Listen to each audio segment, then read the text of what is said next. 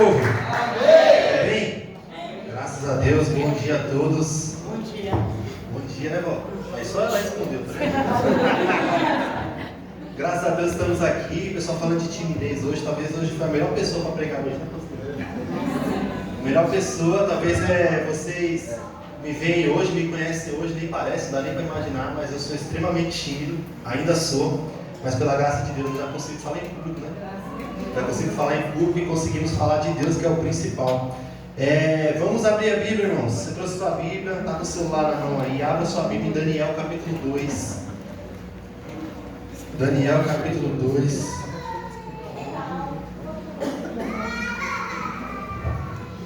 Vamos lá, Daniel capítulo 2. Eu vou fazer exercício, vamos ler bastante hoje aqui. Vamos prestar bastante atenção na palavra e entender o que Deus quer comunicar com a gente hoje. Amém, meu povo? Amém. Daniel, vamos lá, Antigo Testamento. Ezequiel, Daniel.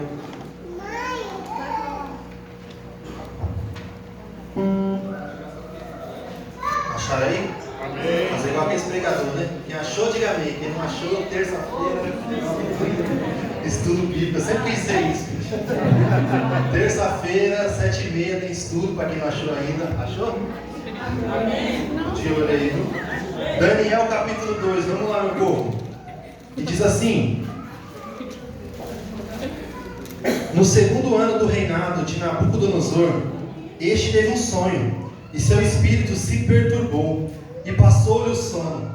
Então o rei mandou chamar os magos, os encantadores, os feiticeiros, os caldeus, para que declarassem ao rei quais foram os sonhos. Eles vieram e se apresentaram diante do rei, e disse-lhes rei, tive um sonho, e para sabê-lo está perturbado o meu espírito. Os caldeus disseram ao rei em aramaico, ó rei, que vive eternamente, diz o sonho a teus servos e nós daremos a interpretação. E respondeu o rei, uma coisa é certa, se não fizeres saber o sonho e a interpretação, sereis despedaçados, as vossas casas serão feitas de monturo, mas se me declarardes o sonho e a interpretação, recebereis de mim dádivas, prêmios e grandes honras. Portanto, declarai-me o sonho e a interpretação. E responderam a segunda vez e disseram, diga ao rei o sonho, e teu servo nós daremos a interpretação. E tornou o rei e disse, bem percebo que queres ganhar tempo, porque vedes que eu disse está resolvido, isto é, se não fizeres saber o sonho, uma só sentença será a vossa, pois combinastes palavras mentirosas e perversas para serem proferidas na minha presença. Até que se mude a situação, portanto diz o sonho, e saberei que poderes me dar a interpretação. E responderam os caldeus na presença do rei, não há mortal sobre a terra que possa revelar o que o rei exige, pois jamais houve o rei, por grande e poderoso que tivesse sido, que exigisse coisa semelhante a algum mago, encantador ou caldeu. A coisa que o rei exige é difícil, e ninguém pode revelar isso, senão os deuses, e estes não moram com homens. Então o rei muito se irou, se enfureceu, e ordenou que matassem todos os sábios da Babilônia, e saiu um decreto, ao qual deviam ser mortos os sábios, e buscaram a Daniel e aos seus companheiros, para que fossem mortos. Então Daniel falou, avisada e prudentemente, a Arioque, o chefe da guarda, e disse, Arioque, encarregado do rei, por que é tão severo esse mandado do rei? E então Arioque explicou o caso a Daniel. E foi Daniel ter com ele, e pediu que desse tempo a ele, e ele revelaria o sonho e a interpretação.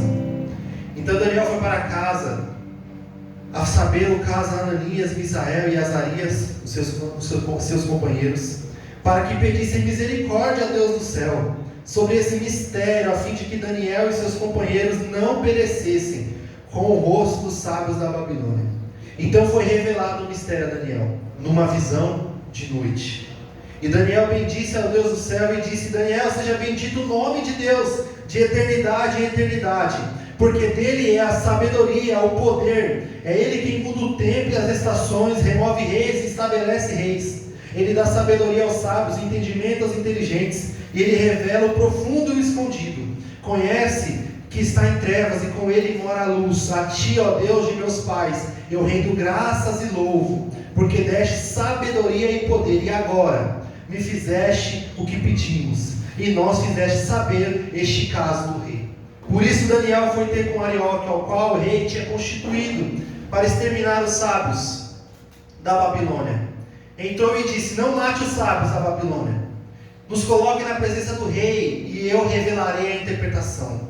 Então Arioque correu depressa e colocou Daniel na presença do rei e disse: achei um dentre os cativos de Judá, o qual revelará ao rei a interpretação. E respondeu o rei a Daniel, cujo nome é Beltesazar: podes tu saber o que eu vi no sonho e a interpretação? E respondeu Daniel, preste atenção nisso aqui, irmãos, na presença do rei: o mistério que o rei exige, nem encantadores, nem magos, nem astrólogos podem revelar ao rei, mas há um Deus no céu, o qual revela mistérios. Aleluia. Mas há um Deus no céu, o qual revela mistérios, a fazer saber o rei Nabucodonosor que há nos últimos dias o teu sonho e as visões da tua cabeça que estavam no seu leito são estas. E estando tu, ó rei, no seu leito, surgiram pensamentos a respeito do que vai acontecer depois disso. E aquele, pois, que revela mistério, revelou o que há de ser, e a mim foi revelado isso. Tu, ó rei, versículo 31, estavas vendo, e eis aqui uma grande estátua, e essa era imensa e extraordinária, o esplendor, estava em pé diante de ti, a sua aparência era terrível, a cabeça era de fino ouro, o peito de prata, o ventre e os quadris de bronze, e as pernas de ferro, e os pés, parte de ferro, parte de barro. Quando estavam olhando a essa pedra, foi cortada sem auxílio de mãos, e feriu a estátua nos pés de ferro e barro, e os esmiuçou. Presta atenção nisso aqui: e as esmiuçou. Então foi juntamente esmiuçado o ferro, o barro, o bronze, a prata e o ouro, os quais fizeram como palha nas eiras, o qual foi tudo levado sem deixar vestígios. Mas a pedra que aferiu a estátua tornou-se uma grande montanha e encheu toda a terra. Amém, meu povo? Até aqui. Aleluia. Pode sentar. Quis ler com calma esse texto aqui. Tem bastante informação importante aqui para nós. Mas nós lemos aqui o destaque que Deus fala em mistérios, né? E revela mistérios. E nós falamos aqui de Daniel. O livro de Daniel talvez seja o livro que, não vou dizer o mais, mas é um livro que tem muitos mistérios, muitas coisas difíceis de entender, mas que trazem grandes verdades para nós e grandes revelações sobre aquilo que ainda vai acontecer no futuro. E Daniel, só para trazer uma contextualização para vocês, Daniel, esse livro aqui está sendo escrito no contexto de prisão, de cativeiro. Eles estavam presos na Babilônia, sob ali o regime babilônico. Talvez foi um dos maiores regimes da antiguidade, grandioso, forte, uma cidade linda, tecnológica, aquilo que eles tinham na época ali. E esse povo de Babilônia, eles eram liderados por um rei chamado Nabucodonosor. Em uma das invasões a Israel, eles levam o povo, os sábios, os inteligentes, os mais bonitinhos, eles levam para a Babilônia presos. E eles ficam presos na Babilônia, e Daniel é um desses. E Daniel, o grande profeta Daniel, ele é um desses homens, um desses jovens. Quando ele chegou lá, ele era jovem, e aqui já é um idoso, já está lá no fim da vida, e ele passou grande parte da sua vida preso na Babilônia. E quando ele escreve isso aqui, ele está ali, já servindo ao rei, já está ali como cativo, ali na Babilônia. E o livro de Daniel, ele é um guia para nós entendermos o que vai acontecer no fim do mundo, no fim das coisas.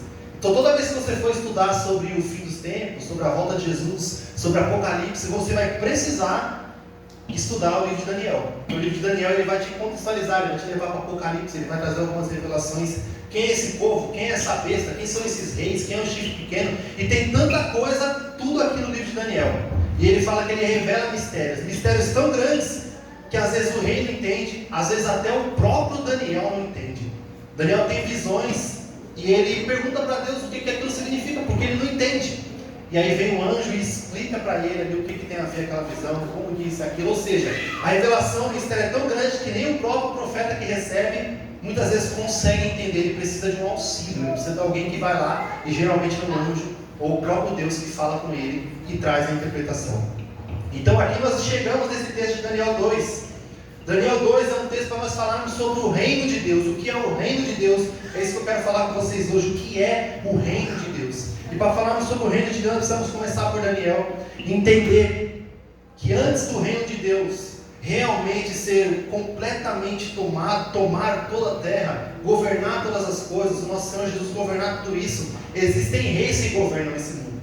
Durante toda a história tiveram reis que governaram esse mundo, e hoje tem reis que governam esse mundo. E eu vi aqui no começo do culto a pastora orou dizendo que no céu não haverá mais dor, não haverá mais choro, porque nós estaremos debaixo do reinado do nosso Senhor Jesus Cristo. Mas até lá existe um caminho a percorrer. Até lá existem reis nessa terra que governam as coisas. E Daniel, ele começa a escrever o capítulo 2 aqui. E olha que negócio. O rei tem um sonho, que ele não lembra o sonho, ou pelo menos ele não fala o sonho que ele teve. E ele quer saber o sonho e a interpretação. Ele não quer só saber a interpretação, ele quer saber o sonho e a interpretação. Os caras começam a falar, isso é difícil demais. Como é não? Se você quer que a gente interprete, fala pra gente primeiro. Você acha que a gente é o quê? Fala pra gente primeiro, conta aí como é que foi o sonho. E eles insistem 2, 3 vezes. E aí o rei fala assim, eu percebo que vocês querem ganhar tempo. Tipo aquela pessoa que você pergunta uma coisa e ela fala, hã? Não é? O quê? Ela está ganhando tempo. Você pergunta, você sabe isso? Ela, o quê? Não entendi. Ela está ganhando tempo, ela está pensando, ela está procurando uma forma. Não é assim que faz? Principalmente os tímidos. É ou não é? Não vai ter coragem de levantar a mão, porque é tímido, né? Muito menos falar que é. O tímido tem essa mania de falar assim, o quê? O tempo todo, porque ele está pensando, ele está ganhando tempo. E os magos foram assim. Eles tentaram, fala pra gente o sonho, e ele não, eu quero saber o sonho e a interpretação. Aí o rei já falou, eu já sei que vocês estão querendo ganhar tempo. E eles perguntam mais uma vez, existe ele, não, deixa quieto. Pode mandar matar tudo. O rei é meio bruto, né? Ele é meio violento, pode mandar matar tudo porque vocês não sabem aquilo que eu preciso. Vocês são os feiticeiros, os magos, os sábios, e não podem me falar isso, para que eu preciso de vocês?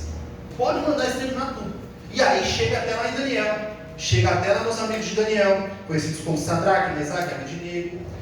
Chega lá neles e fala, vai mandar matar tudo. E aí, Daniel pede um tempo, falando, me dá um tempo, que eu vou pedir ao Deus do céu, que Ele nos ajude nesse caso tão difícil.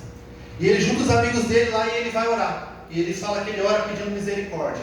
E numa noite, numa visão, Deus mostra para ele esse sonho que Nabucodonosor teve. E traz a ele não somente o sonho, mas também a interpretação do sonho. Porque o sonho a gente tem toda hora, né, irmãos? Mas a interpretação tem que orar bastante, né? A gente tem um sonho que tem. Imagina você sonhando com uma estátua de um monte de material. Você acorda de manhã e não entende nada. Todo mundo aqui tem sonhos que não entendemos nada. Às vezes é só um sonho. Às vezes é Deus querendo te mostrar alguma coisa. E eu quero falar por mim. Eu sonho, não que eu sonho muito pouco. Eu lembro muito pouco dos sonhos que eu tenho. Então eu sonho, mas é meio que aquele sonho nada a ver, que eu acordo de manhã e eu não lembro de quase nada. Geralmente, quando eu lembro de algum sonho que eu tenho, geralmente é alguma mensagem que Deus quer entregar para mim. Geralmente, porque eu quase nunca eu sonho. Eu estou sonhando ali, mas eu acordo e parece que não aconteceu nada, só fechei o olho ali e acordei de manhã. Tem mais alguém que é assim? E tem gente que sonha o tempo todo dia. A Ana Paula é assim, ela sonha e ela descreve os detalhes do sonho, ponto por ponto, e eu já esqueci. Quando ela chega na metade, eu já esqueci o começo. Aí quando ela chega no fim, eu já esqueci a metade. E ela sabe trazer tudo isso. Para esse tipo de pessoa é mais difícil, porque todo dia ela tem um sonho diferente. Então é difícil você interpretar cada sonho desse. Então nós precisamos ainda mais orar a Deus para que Ele traga a revelação. E aqui no caso, Daniel, ele chega de frente para o rei. E ele sempre traz a honra ao Deus do céu. Ele fala, o rei pergunta para ele, você sabe a interpretação? E ele fala, eu sei, mas não por causa de mim. E nem porque não foi revelado aos encantadores, aos feiticeiros, aos sábios, mas existe um Deus no céu, que esse revela mistérios. O tempo todo na nossa vida, nós precisamos aprender a dar a honra a Deus. Dar a glória a Deus. Não é por nós, não é porque nós somos bons, não é porque nós temos um talento. A glória sempre é dele. A glória sempre é dele. Então se você tem o dom de revelar mistérios, de interpretar sonhos, de trazer a revelação, isso não é seu, isso é um presente de Deus. Isso é a obra de Deus sendo feita. E Daniel, o grande profeta Daniel, sempre quando eu prego eu gosto de falar isso, porque quem somos nós perto desses homens? Quem somos nós perto do profeta Daniel? E ele fala, é ele que fez isso. A glória é de o Deus do céu, o que revela mistérios. Ele traz a interpretação dos sonhos para você, que você fique sabendo que esse Deus é o Deus sobre todos. E ele começa a falar, versículo 31. Tu, ó rei, estava vendo e eis uma grande estátua. Então estamos falando aí de uma grande estátua. Esta era imensa e extraordinária, um esplendor. Ela era muito bonita e estava de pé diante de ti. E sua aparência, ela era terrível. A cabeça era de ouro fino. Presta atenção nos materiais. A cabeça era de ouro fino. O peito era de prata. O ventre e os quadris de bronze. E as pernas de ferro. E a outra parte de ferro e barro. Mas quando estava olhando, uma pedra foi cortada sem o auxílio de mãos. Olha aí, irmãos. Uma pedra foi cortada sem o auxílio de mãos e derrubou essa estátua. O que nós precisamos entender? Daniel vai trazer aqui a interpretação desse sonho. Essa estátua representa os reinos. E essa cabeça de ouro, ela representa o Nabucodonosor. Aquele homem que era o cabeça, o líder naquela época, o reinado mais poderoso.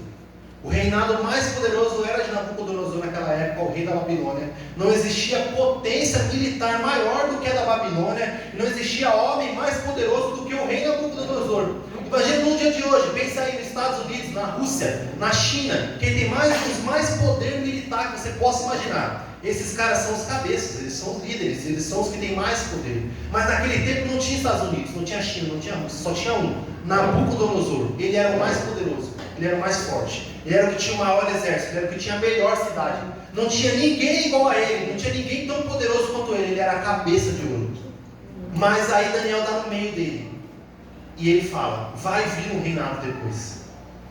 Vai vir outro reinado depois. E depois desse reinado virá outro reinado ainda mais forte. E depois desse reinado virá ainda outro reinado ainda mais forte. O que ele quer dizer com isso? Nenhum reinado dura para sempre.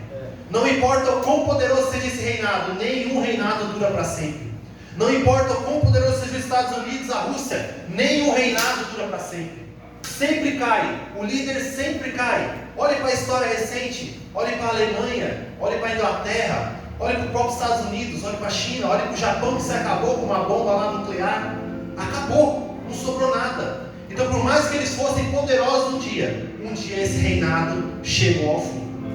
Agora imagina você, um rei como Nabucodonosor, que é o mais poderoso, e alguém te fala assim que o seu reinado chegará ao fim um dia. E se você tem um problema com um rei, é perder o reinado.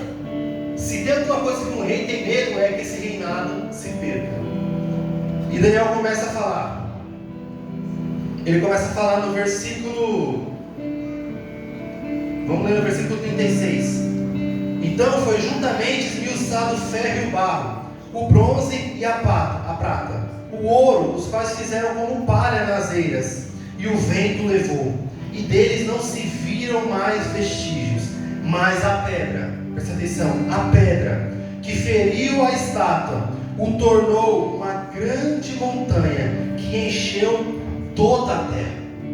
Este é o sonho e a sua interpretação também. E tu, ó rei, o Deus do céu, conferiu ao rei, filho dos homens. Versículo, falando tudo aqui, irmãos, 38. Tu és a cabeça de ouro, e depois de ti se levantará outro reino, inferior ao teu, em um terceiro reino de bronze, o qual terá domínio sobre toda a terra. E o quarto reino será forte como ferro, pois o ferro tudo se quebra e esmiuça. Com o ferro quebra todas as coisas, assim ele fará em pedaços. E quanto ao que viste aos pés, os arteiros em parte de barro, oleiro em parte de ferro, esse reino será dividido. Contudo, haverá nele alguma coisa de firmeza de ferro, pois como viste, o ferro está misturado com o barro. Quanto ao que viste do ferro misturado com o barro, mediante a casamentos, não se ligarão um ao outro, assim como o ferro não se mistura com o barro. Mas no dia destes reis, o Deus do céu suscitará um reino que não será jamais destruído. Esse reino não passará a outro povo, e os esmiuçará e consumirá todos esses reinos, mas ele mesmo subsistirá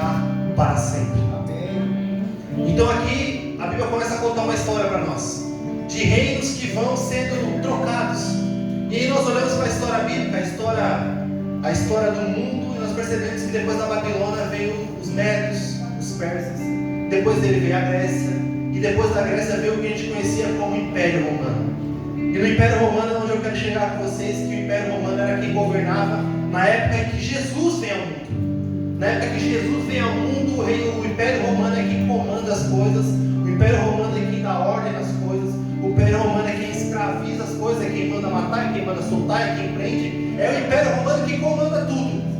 É o Império Romano. Mas no tempo do Império Romano, o Deus do céu enviará uma pedra que destruirá esse reino. Aleluia. E ainda mais, ela não apenas destruirá esse reino e será substituída. Esse reino, ele permanecerá para sempre. Aleluia. E aí nós vemos que a esperança do povo de Israel, principalmente no tempo que Jesus nasce, era que o Messias viesse para dar fim ao Império Romano, para dar fim à opressão do Império Romano, para extinguir, para literalmente ir lá e matar os líderes romanos e tomar o poder, um poder literal, o poder de sentar numa cadeira ali e tomar conta do poder, o poder de um rei terreno. Mas não foi exatamente isso que aconteceu. Por causa disso, muitos não acreditavam em Jesus. Eles falavam: não, esse cara tem que acabar com o Império Romano. Como que o Império Romano ainda continua nos atacando, nos oprimindo, nos prendendo? Esse cara não pode ser o Messias. E Jesus, ele vem com uma pregação, não trazendo mais para um reinado terreno, mas para um reinado espiritual, um reinado que nunca mais teria fim. E esse acabaria com o domínio do Império Romano, e não somente esse, mas o domínio de todos os impérios que possam existir ainda para frente. E nós vemos que o Império Romano ele ainda é forte como fé, mas no tempo do fim, Deus, ele faz questão de destacar isso. Eu estou falando com você, Daniel, de coisas que ainda vão acontecer.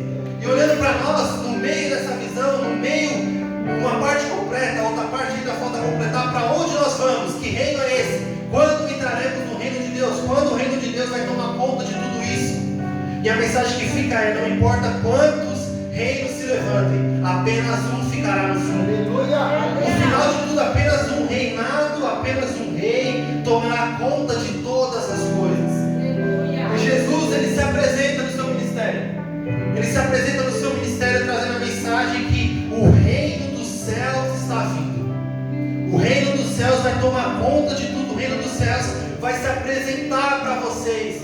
E ia criando uma expectativa: que reino é esse? Quando vou participar desse reino? Aí alguns dos discípulos perguntavam: Senhor, quando você for para o seu reino, será que nós podemos sentar um à direita e o outro à esquerda? Eles começam a não entender direito o que é esse reino. Eles começam a não entender como é que funcionam essas coisas. Eles começam a tentar entender quem fará parte desse reino. Será que somos só nós? Será que é só Roma, só a Grécia, só os judeus? E a mensagem de Jesus fala que nesse reino, todos aqueles que creem em Jesus vão entrar. Todos aqueles que creem em Jesus vão entrar. Em Mateus 4,17, quero ler esse texto com vocês. Ele diz assim, Mateus 4,17: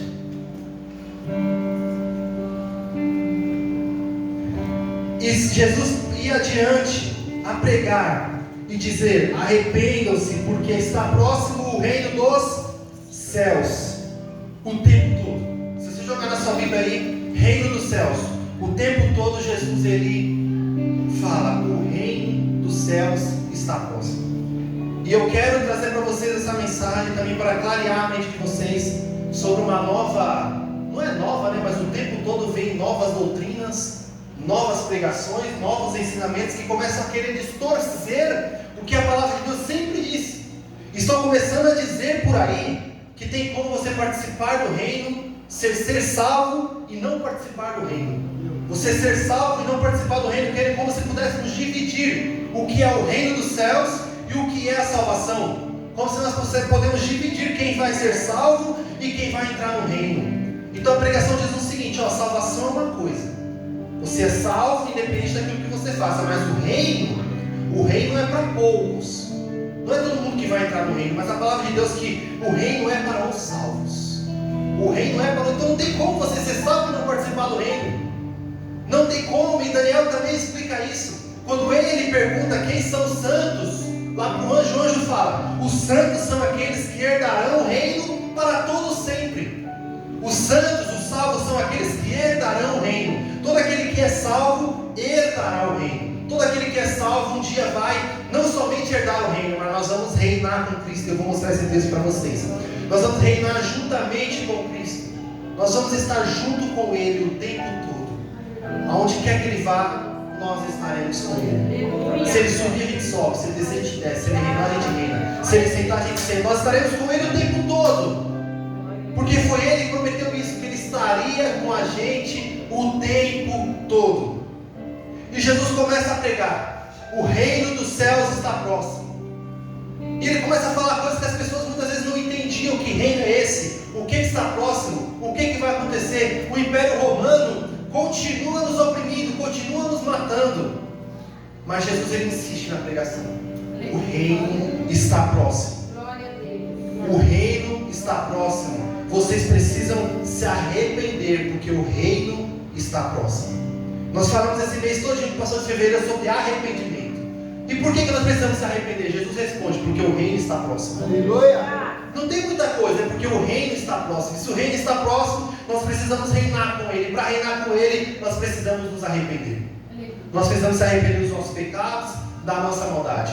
E Jesus começa a traduzir esse reino para aquele povo que só pensava em espada, só pensava em morte. Ele começa a falar: sabe aquele seu inimigo? Ame o seu inimigo. Perdoe aqueles que te ofendam. Perdoe as dívidas. Não retribua mal com mal, mas apenas seja manso. Se alguém bater numa face, ofereça a outra. E o pessoal começa a ficar indignado.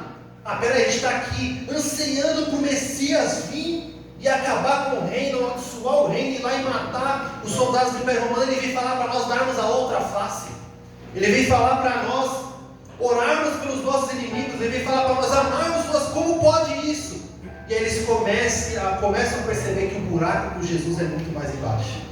Começam a perceber que é muito mais difícil do que eles imaginavam. Porque você odiar o seu inimigo é fácil. Agora você amar o seu inimigo é extremamente difícil. Cada um de vocês pode dizer melhor que eu. Amar o inimigo é extremamente difícil, mas é isso que Jesus nos propõe. É isso que Jesus nos propõe. Aquilo que a gente chama hoje em dia de ser trouxa, né? A gente chama hoje em dia isso aí de ser trouxa. Como é que você pode ser tão trouxa assim de fazer isso? Olha o que esse cara fez com você. Mas Jesus propõe nós sermos trouxas. Essa é a palavra contemporânea, não mais dar a outra face. Mas o reino do céu, o reino de paz, ele, como é que eu posso dizer? Ele constrange aqueles que nos odeiam com o amor de Jesus. Porque quando eles esperam que vem de nós ódio, nós retribuímos com amor. Quando eles esperam que vai vir de nós o revide, a vingança, nós retribuímos com amor.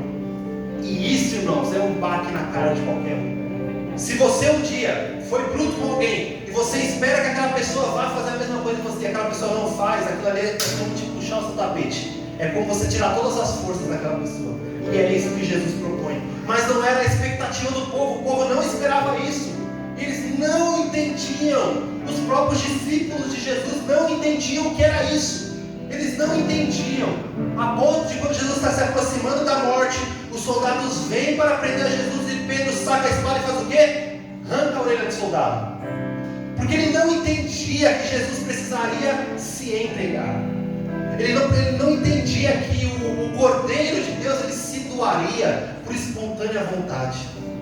Irmãos, e a palavra de Deus ela é tão perfeita. Os tipos, as referências são tão perfeitas. Porque você já viu um cordeiro? Você viu como é que é um cordeiro? Esse dia eu vi um vídeo do Richard Rasmussen. Ele sabe como é que pega um cordeiro? O cordeiro você pega assim, ó. Aí você puxa ele para ele se debate. Quando você puxa ele para trás, ele faz assim. Aí ele faz assim e ele fica parado. Ele se entrega, ele fica assim, ó. Aí ele deita com a barriga para cima e o pessoal começa a tosquear, né? A raspar, tirar a lã dele. E ele fica lá paradinho até o final. Esse é o cordeiro. O cordeiro não revida. O cordeiro não levanta, o cordeiro não se debate, ele não tenta. Essa é a natureza do cordeiro. Depois coloca lá no YouTube o cordeiro. Ele cai assim e fica assim, ó. E com Jesus, o Cordeiro de Deus, Isaías 53 fala que ele, como um cordeiro mudo, ele foi levado ao matadouro. E perante os seus tosqueadores, aqueles que vão rapar a lã dele, ele não abriu a boca. E foi assim que Jesus ele foi entregue, ele não abriu a boca. E naquela cruz, diante daqueles opressores, aqueles que o matavam, que o cuspia, ele orou ao Pai e disse: Pai, perdoa, porque eles não sabem o que fazem. Diante daqueles que o matavam, ele fala: Pai, perdoa, porque eles não sabem o que fazem. Quer exemplo maior do que esse? E por que nós precisamos perdoar? Porque o reino de Deus está próximo. E o reino de Deus, naquele dia, na morte de Jesus, quando Jesus expirou, o céu se escureceu, estremeceu tudo, até aqueles que não acreditavam olharam e falaram: realmente, esse é o Filho de Deus. E o que você precisa ver para ainda se enxergar que realmente Ele é o Filho de Deus? O que você precisa ver? O que precisa sair da frente da sua visão para você enxergar que Ele é o Cordeiro de Deus? Que Ele é o Cordeiro que tira o pecado do mundo. O que você precisa ver? O que você pede nas suas orações para ver, para que isso se torne realidade? O que você precisa ver para que você possa fazer aquilo que Jesus nos ensinou, de pregar a sua palavra, de falar de Jesus como a Ana Vicks falou aqui, de falar de Jesus para alguém, de pregar, de orar por alguém, de abraçar um necessitado, de ajudar? O que você precisa ver? Será que não foi suficiente o que você já viu? O que você precisa ver mais? E Jesus fala: o reino de Deus está próximo. O tempo todo a pregação dele é essa: o reino de Deus está próximo. A pedra que foi cortada sem auxílio de mãos, ela está vindo e ela vai derrubar a estátua. Ela vai derrubar a estátua e não vai sobrar nada, só vai sobrar ela. E é sem auxílio de mãos. O que isso quer dizer, irmãos? O reinado não é humano. Aleluia. O reinado não vem de nós. Não é uma força humana que vai derrubar essa estátua. Não é uma força humana que vai derrubar esse governo e vir outra força humana que vai trazer a paz. Não é isso. A pedra é cortada sem auxílio de mãos. E Daniel, ele escreve tudo isso.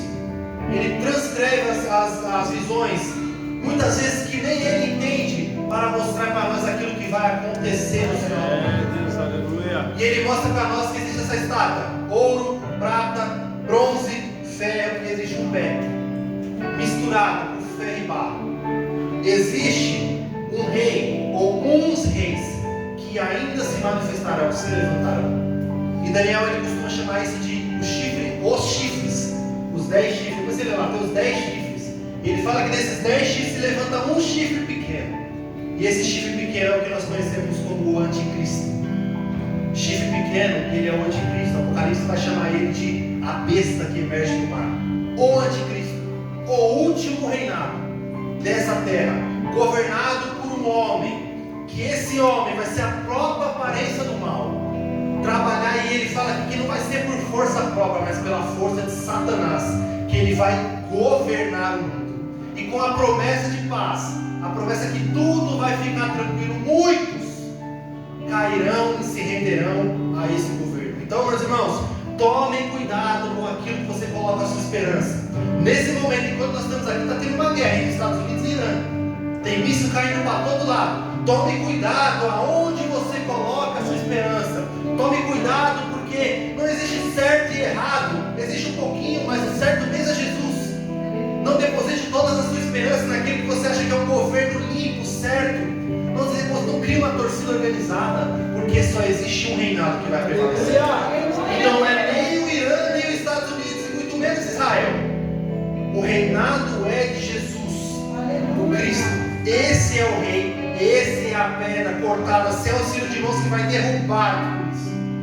E a palavra de Deus, ela fala que quando Jesus retornar, ele pisará no Monte das Oliveiras. E ele derrotará o anticristo e o seu exército pelo sopro da sua boca. Ou seja, sem o auxílio de mãos humanas, é com o sopro da sua boca. Então aquele governo, aquela estátua poderosa que você olhar e falar: eu tenho medo, olha o tamanho dessa estátua. Jesus, ele vai derrotar com o sopro da sua boca. Não precisa de muito, é o sopro da sua boca. Você olha o que esses caras têm de tecnologia, os mísseis intercontinentais que atravessam a atmosfera, saem fora da atmosfera e caem no continente, ou são interceptados fora do globo. Lá em cima eles conseguem interceptar um míssil, um caça que voa 2.000 km/h e faz assim no ar. Como é que pode um negócio desse? Alguém pode vencer um negócio desse? Para nós é impossível, mas a palavra de Deus fala que sem o auxílio de mãos, todo esse reinado vai cair por terra. Todo esse reinado, ele fala que ele derrotará com um sopro a sua boca. Glória a Deus. E aí nós entramos aonde entra o reino de Deus, na volta de Jesus. Na volta de Jesus. A partir do momento que Jesus raiar nas nuvens, todo olho verá, e a partir daquele momento começa o reinado de Jesus. Aí já não tem mais nada, irmãos. Enquanto Jesus não voltar, existirão governos, existirão reis, existirão pessoas que governarão a terra, mas quando Jesus raia nas nuvens, acabou.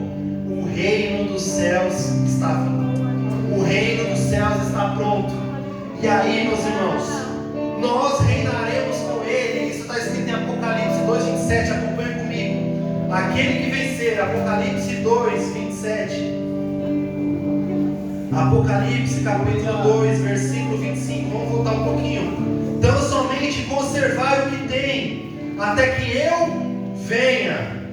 Ao vencedor que guardar até o fim as minhas obras, eu darei o quê? Autoridade sobre as nações, e com o cetro de ferro as regerá e as esmiuçará em pedaços, como se fossem objetos do quê?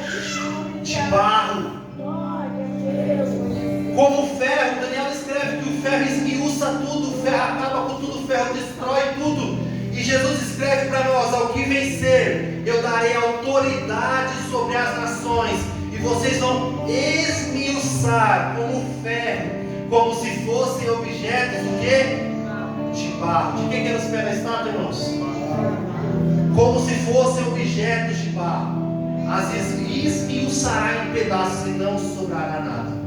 Então a promessa de Jesus é que nós faremos parte desse reino. Faremos parte desse reino e reinaremos juntamente com Cristo.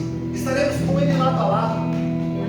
A palavra de Deus fala inclusive que tem um acampamento dos santos. Eu não vou entrar muito nisso aqui porque vai ficar difícil da gente entender. Mas existe um tempo da volta de Jesus até a Nova Jerusalém, que é quando a Nova Jerusalém desce do céu, que nós conhecemos como um milênio. Nós conhecemos um tempo de 1000 anos, onde Jesus reinará aqui na terra a partir de Jerusalém, e nós reinaremos com Ele. E não é só eu que acredito assim, toda a igreja cristã acredita assim. Toda a igreja cristã existirá um tempo chamado milênio, está em Apocalipse 19. Esse tempo de milênio nós reinaremos juntamente com Cristo. E nesse tempo, a palavra de Deus fala que nós teremos autoridade sobre as nações, e nós as regeremos como se fossem objetos de barro. E é tão profundo, irmãos, é tão profundo que o mundo vai estar debaixo desse governo de Deus. Ou o mundo que eu falo é aqueles que não foram salvos. Por quê? Zacarias 14 fala que no templo, na festa dos tabernáculos, eles vão ser obrigados a subir para festejar com o povo de Deus, porque senão não chove sobre eles. Ou seja, eles vão ser governados, eles vão estar ali sendo governados sob a autoridade de um único rei. E nesse tempo nós conhecemos Satanás está solto, está preso. Satanás é preso na volta de Jesus. Eu vou falar pulando assim, depois a gente resolve isso comigo, né, pastor? Vou falar devagar, depois a gente resolve na terça-feira. Mas no milênio, Satanás é preso. E Satanás fica impedido de trabalhar no mundo. E aí eu vi uma vez um pregador dizendo, porque tem uns caras que falam assim, que Satanás está preso hoje. E aí a pergunta que ele fez, que me quebrou e quebrou qualquer um que ouvi, ele falou: se Satanás está preso hoje, o que é o funk? O que é o funk, pelo amor de Deus? Como é que pode? Não tem como não ser dele isso aqui. Satanás no milênio ele é preso, e ele fica acorrentado durante 1000 anos. E no final desses 1000 anos, a palavra de Deus fala, está lá no finalzinho, Apocalipse 19, 20, 21, Satanás é solto. E ele fala que ele é solto para mais uma vez enganar as nações. Lembram disso? E aí desce fogo do céu e acaba com tudo e acaba. E aí nesse momento, irmãos, a Nova Jerusalém desce do céu. E aí a eternidade, eternidade. Eternidade, irmãos, não é um tempo grande. Eternidade não é um tempo grandão. Eternidade é não ter tempo. Eternidade é a ausência de tempo. Eternidade não tem contagem de tempo. Assim como era no começo de tudo, não tinha sol, não tinha lua, como é que contava o tempo? Não tem tempo, o tempo não existia. O tempo é inclusive criado pelo próprio Deus. E na eternidade, depois de tudo isso, aí sim, nós estaremos o tempo todo com o Senhor. E aí lá não haverá mais choro, lá não haverá mais dor. A cidade, tudo aquilo que nós cantamos, além do rio azul, morte e choro, toda aquela expectativa nossa pela eternidade, nós estaremos. E o reino de Deus não está próximo, está acontecendo. E o reino de Deus, ele vai acontecer por toda a eternidade. E é o que Daniel escreve: esse reino não terá mais fim. Esse reino não terá fim, porque ele é eterno. E essa pedra que derrubou a estátua, ela não parou de crescer. Ela se tornou uma grande montanha e encheu toda a terra. E essa é a revelação que Deus entrega a Daniel, para mostrar para o rei Nabucodonosor que existia um Deus que pode todas as coisas, um Deus que governa todas as coisas, independente do poder que essas pessoas possam ter hoje. Existe um reinado maior e mais forte que ainda virá. Existe um reinado maior e mais forte que ainda virá. E sabe qual que é a misericórdia de Deus? É que nós já podemos desfrutar desse reinado um pouquinho. Nós já podemos viver nesse reinado, ainda que ele não venha por completo. Nós estamos debaixo do reinado de Cristo. É Ele que governa nossas vidas. É Ele que governa nossas vidas. Ele que é o rei da nossa vida. É Ele que guia os nossos passos. Nós fazemos parte de um reino. Nós fazemos parte de um reino à parte. Nós vivemos um mundo e fazemos parte de outro. Nós fazemos parte disso, mesmo que esse reino ainda não seja tomado por completo a terra. Mas, para aqueles que fazem parte desse reino, a mensagem é: um dia esse reino tomará toda a terra. E não importa qual seja o tamanho da estátua. Vamos puxar para a pregação do gigante. Não importa qual seja o tamanho do gigante. Não importa qual seja o tamanho do Golias. Você pode ser o Davi que derruba o gigante. Não importa o tamanho da estátua, sempre haverá o poder de Deus para derrubar aqueles que se levantam contra ele. Então não importa o tamanho do mal que se levante, não importa a heresia que criam todos os dias, não importa o que façam com a palavra de Deus, ela permanece a mesma, o reinado permanece o mesmo, as leis permanecem a mesma e o Senhor permanece o mesmo. Glória a Deus, aleluia. E ainda que haja muitos senhores, muitos e muitos e muitos, para nós há um só. Para nós há um único Senhor. Aleluia. Jesus. Aleluia. O nosso Cristo, o nosso Redentor, o que governa e governará toda a terra. Aleluia. E esse Deus Todo-Poderoso que criou tudo isso, nos mostrou tudo isso, apenas para querer que nós estejamos perto dele, fazer parte do reino dele. Ele nos convida a fazer parte dessa pedra que derrubará todas as coisas. E não existe posição melhor para estar do que na posição dessa pedra. Porque o outro lado já está condenado. Não importa o quão bom você esteja, o quanto luxo você tenha, quanta riqueza você tenha, diante dessa pedra, não vai sobrar nada. E aí, irmão, você começa a perceber como a palavra de Deus é poderosa. Você começa a perceber como tudo é friamente calculado. Você começa a perceber como Deus ele coloca as coisas onde Ele quer, como Ele quer, do jeito que Ele quer e do jeito que tem que exatamente ser. Porque quando Ele pergunta para os discípulos dele, eles falam assim: o que dizem que eu sou? E eles falam: uns falam que o Senhor é o profeta, outros falam que o Senhor é o mestre. E aí ele pergunta: mas e vocês? O que vocês dizem? O que eu sou? E aí Pedro fala: tu és o Cristo, o Filho do Deus vivo. E aí Jesus olha para ele e fala assim: Pedro, não foi carne nem sangue que revelou isso para você, mas foi o próprio Pai que está no céu. Eu digo para você: tu és o Pedro, e sobre esta pedra edificarei a minha igreja. Sobre esta pedra, que pedra é essa? Jesus. Sobre essa pedra, sobre essa rocha, edificarei a minha igreja. Mais uma vez a pedra está lá. Pedro escreve, João escreve: aquele que veio de Nazaré se levantou e se tornou uma pedra angular, a pedra principal, a pedra de esquina, a coluna, sempre a pedra. É o tempo todo é a pedra, é essa pedra que vai acabar com todos os reinados. Essa mesma pedra, a pedra que foi sustentada a igreja de Cristo na rocha durante toda a história. Todos os homens e mulheres que se levantaram para que a palavra de Deus prosseguisse avante, todos eles se firmaram na rocha. A gente nem sabe quantas pessoas lutaram, Quantas pessoas tiveram que morrer para que essa Bíblia estivesse escrita no nosso idioma?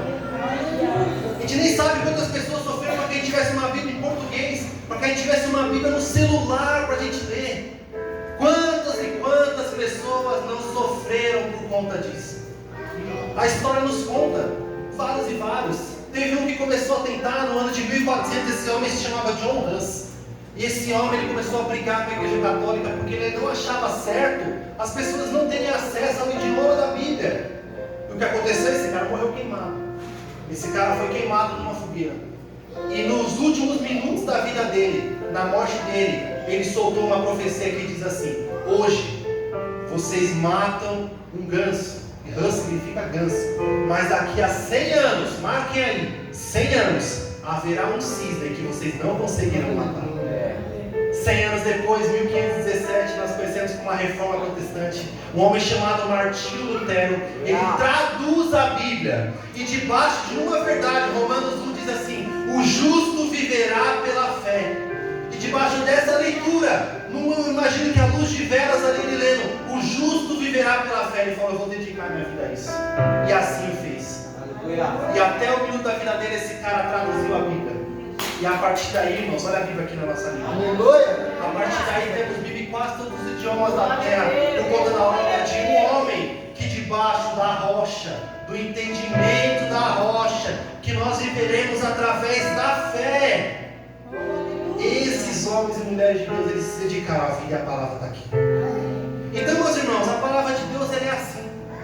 As coisas acontecem no tempo que tem que acontecer. E eu falo para você, nós estamos vivendo os últimos dias dessa terra, os últimos tempos. E até por isso que eu particularmente estou gastando um pouco mais do tempo em pregar mensagens que falam do tempo do fim. Porque o tempo está próximo, está acabando. Eu particularmente não consigo imaginar esse mundo daqui a 30 anos. Eu não consigo imaginar esse mundo do jeito que caminha hoje. Eu não consigo imaginar como isso aqui estará daqui a 30 anos. Eu não consigo imaginar, eu não consigo ter perspectiva. Não consigo, eu só consigo imaginar que até lá Jesus voltou. E eu me apego nessa esperança, o nosso Senhor voltará com o reino dele. O reino dos céus está próximo e a mensagem continua a mesma. Então quando nós pregamos, nós não pregamos por quê? Porque você precisa fazer isso, você precisa se arrepender porque o reino está próximo. Você precisa se arrepender porque o reino está próximo. E não importa quantos reinados se levantem, não importa quantos deuses se levantam, só há um rei que governará toda. E esse rei, ele acabará com tudo como uma pedra que pega na base da estátua e destrói tudo. E essa pedra, o Cristo, o Filho do Deus vivo, essa revelação, irmãos, ela não é dada pela carne, mas ela é dada pelo próprio Deus. E no dia que você entender isso aqui que eu estou te falando, que Ele é Cristo, Ele é o Messias, Ele é o Filho do Deus vivo, Ele é o próprio Deus. Quando você entender isso, irmãos, não foi a carne que te revelou, não foi um livro bom que fez você entender, não foi um pregador eloquente que trouxe na sua cabeça, foi o próprio Deus que te revelou. E quando esses homens e mulheres entendem isso, irmãos, aí a gente vê o que aconteceu. A história nos conta, eu vou falar de Pedro porque eu comentei dele agora. Pedro arrancou a orelha do soldado, mas Pedro no final da vida ele morre numa cruz. E ele fala assim: vira essa cruz de cabeça para baixo, porque eu não sou digno de morrer igual ao meu Senhor. É o mesmo homem. O que aconteceu com ele?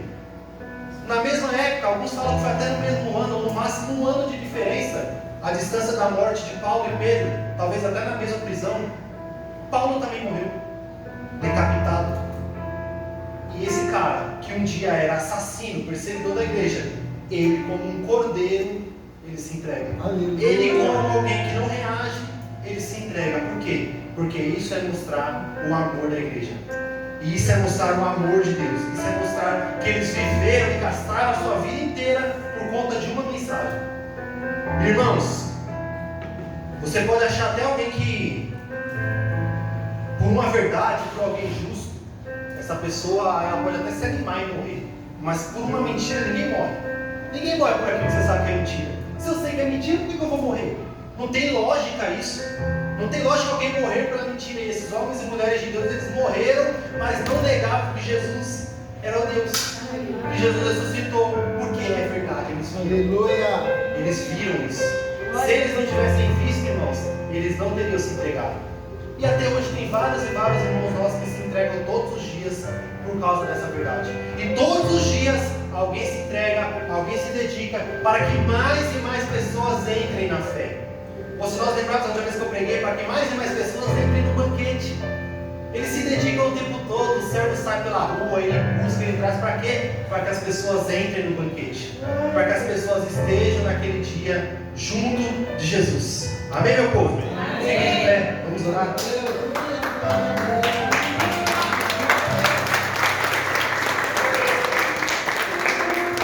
Senhor Deus, Pai, nós oramos, Senhor Jesus, nessa manhã, te agradecendo por essa palavra, te agradecendo por essa mensagem, por essa revelação. Nós te agradecemos porque o Deus do céu é o Deus que revela mistérios, é o Deus que traduz a palavra para nós meros mortais que não entendemos o que o Senhor quer dizer.